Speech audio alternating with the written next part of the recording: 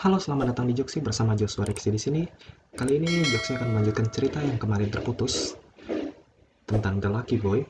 Namun sebelum kita lanjutkan ceritanya, bagi teman-teman yang baru mendengar, nah, Joksi akan melakukan disclaimer dulu kalau cerita ini adalah pure hasil imajinasi Joksi sendiri, tidak diambil dari sumber manapun.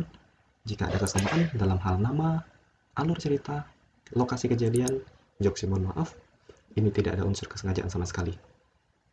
Sebelum kita mulai, kita lihat intronya dulu.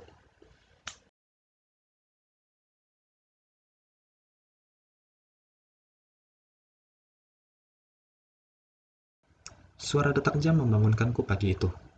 Kudapati diriku di tempat tidur besar, sambil melamun, mengingat menyenangkannya malam tadi.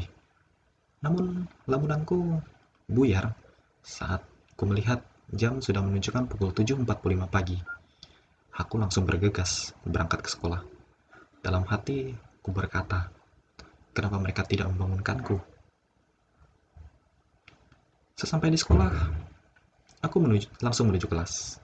Langkahku terhenti oleh bunyi handphone tanda pesan masuk.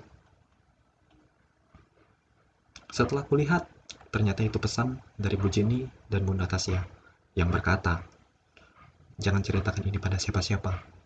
Membuatku tersenyum dan melanjutkan jalanku ke kelas.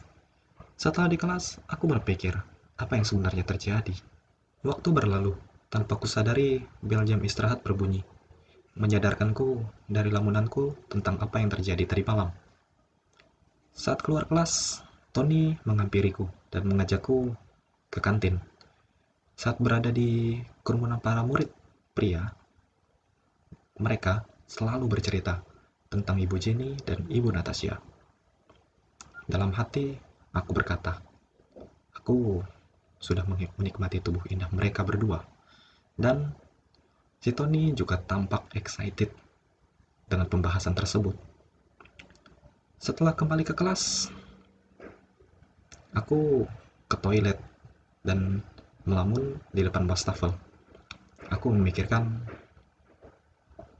apa yang terjadi tadi malam. Kubasuh mukaku dengan air dan melihat ke cermin. Tiba-tiba muncul sosok yang pernah kulihat dalam mimpi. Aku bertanya dengan suara nyaring. Apa? Apa yang sebenarnya terjadi? Semuanya menjadi aneh sejak aku bertemu kau dalam mimpi. Namun sosok itu menghilang dan ada suara yang seolah berbisik kepadaku. Semua keinginan yang kau ucapkan dalam hati akan menjadi kenyataan. Dan semua keinginan akan ada konsekuensinya.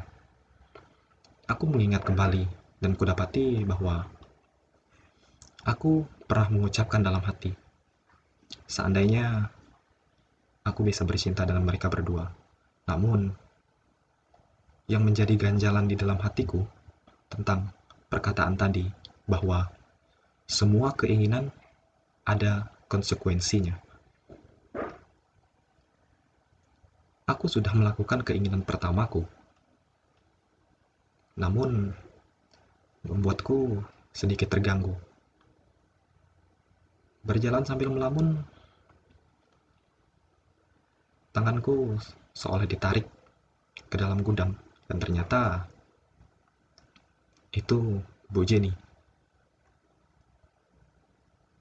Beliau berbisik, "Saya ada jam kosong."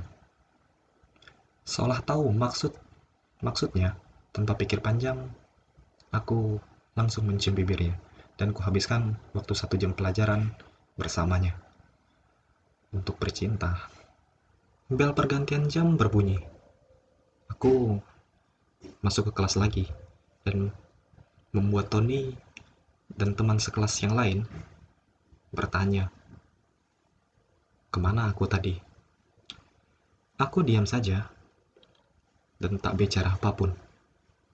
Hingga bel pulang berbunyi. Tony menghampiriku dan mengajakku pulang. Namun, aku berkata, "Sorry bro, duluan aja. Aku masih mau ketemu guru." Lalu Tony meninggalkanku. Dan aku kembali hanyut dalam pikiranku.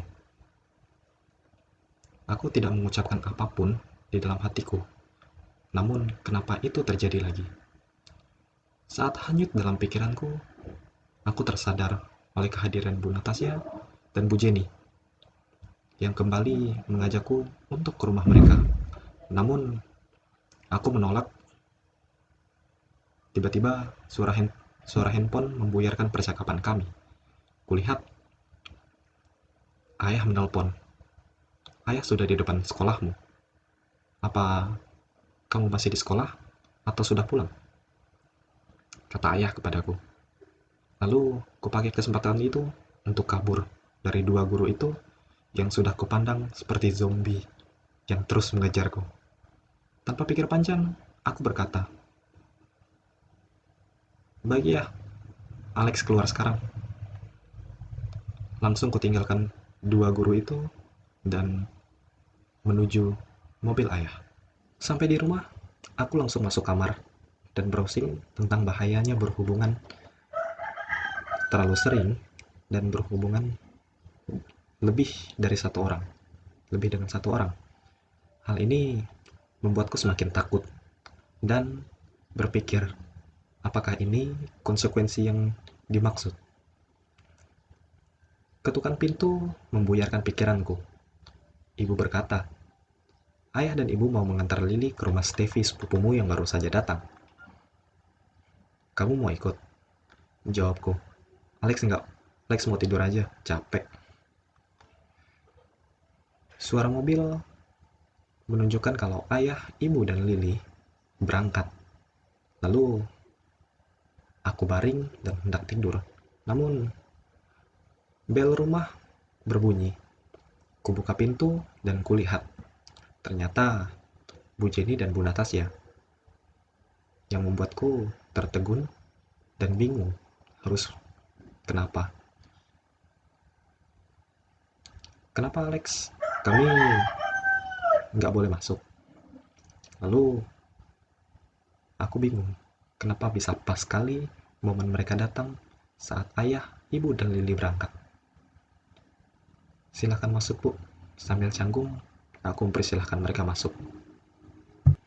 Dengan kemeja putih dan rok mini warna hitam, mereka duduk dan membuat gairah masa puberku bangkit kembali. Sebelum mereka membuka obrolan, aku langsung membuka obrolan dan berkata, "Bu, saya mau kita melakukan hubungan ini. Ada waktunya, jangan di sekolah atau tempat keramaian." Lalu Bu Jenny menjawab, "Iya." Lalu, "Di mana saja dan kapan saja, Alex?" Dengan nada manja, dia semakin membuat dudukku semakin tidak nyaman. Kapan dan di mana, dan dengan siapa, itu keputusanku. Yang melanggar tidak akan pernah berhubungan lagi denganku. Tegasku pada mereka dan membuat mereka seperti canggung. Lalu Bu Natasya berkata, "Lalu, kalau sekarang bagaimana, Alex?" Dengan nada manja, dia semakin menunjukkan keseksiannya di hadapan remaja yang sedang puber sepertiku. Tanpa pikir panjang, ku tarik mereka berdua ke kamarku dan kami melakukan hubungan itu lagi. Waktu berlalu, tanpa kusadari, dengan mata layu, kulihat jam dinding menunjukkan pukul 23.00. Sepertinya orang tuaku dan adikku bercengkrama di ruang keluarga. Tampaknya mereka baru pulang. Tidak kusadari, mata layuku seolah menjadi tegang, menyadari bahwa Bu Natasya dan Bu Jenny masih tertidur dan memelukku tanpa busana. Aku berusaha tenang dan berpikir mencari cara. Akhirnya, pukul 23.45, suara di ruang keluargaku sudah tidak terdengar. Dengan cepat, aku membangunkan mereka berdua untuk pulang. Dengan wajah manja, mereka mulai terbangun. "Sekarang jam berapa?" tanya Bu Jenny. 23.45, Bu. Jawabku bergiliran. Mereka memberi kecupan di bibirku dan mengatakan, "Selamat malam, sayang." Lalu kusuruh mereka keluar lewat jendela untuk menghindari terciduk oleh orang tuaku.